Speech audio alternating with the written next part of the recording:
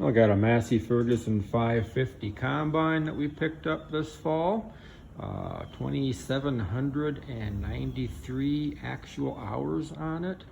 I was going to give a quick walk around here. Some things we need to do. I already had the corn head. Corn head is in really nice shape. Some worn paint.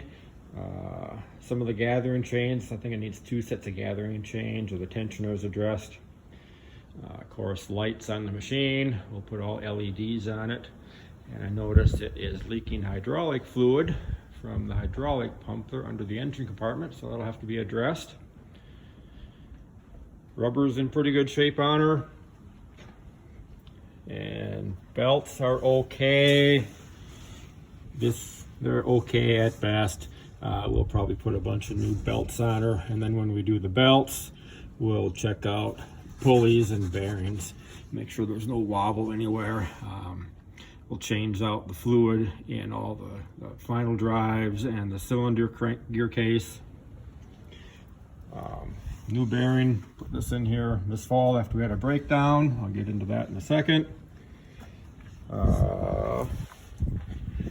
Straw chopper came, not hooked up. The belt is in the cab. The previous owner or someone previously had pushed it back and unhooked it. There's a little wobble in the reducer, and it could probably use a new belt.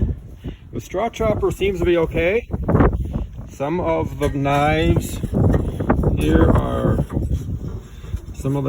tight.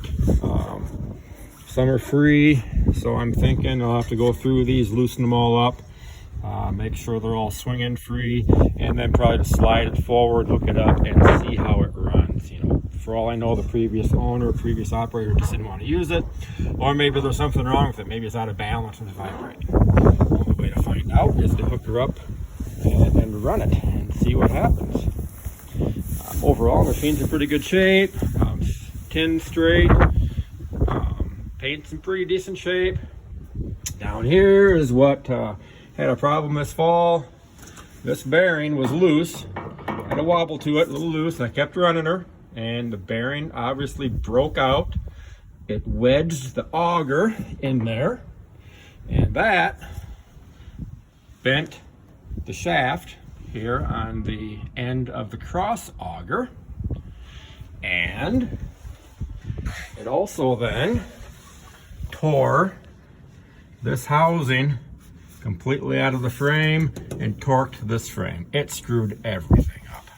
Happened, of course, there's unloading grain. So took this whole bracket out, everything here, took it down to the machine shop. They fixed her up and really did a fantastic job on this. This is not how it originally was. Before it was just a shield over here, a little bracket. Now they put a piece of pipe in there. New bearings, fixed that. And of course then I had to cross auger out because I had to fix the shaft down there, put new bearings in there. So that's all completely rebuilt, and it ran great. Maybe only ran 1,000 bushels through it after that, but it ran just super after that. And they did a fantastic job of getting her line back up again. So real happy with the job they did on that. And this tensioner runs the corn head. Isn't quite, and they're kind of dark in here, isn't quite right. It's not putting the right kind of tension on there, so we got to fix that. And the drive coupler is a little worn. It's rotated back now, but I noticed during harvest this was rotated a full almost quarter turn in here and wedged. So too much play in these coupler heads or in the coupler itself. That's got to be addressed. And we're going to put on, if you can see that very well, there's a lot of wear in that clutch pulley, and the back of the clutch belt, the lower traction drive belt, is kind of concave shaped. So I think the belts are shot, and we could use a new pulley in there.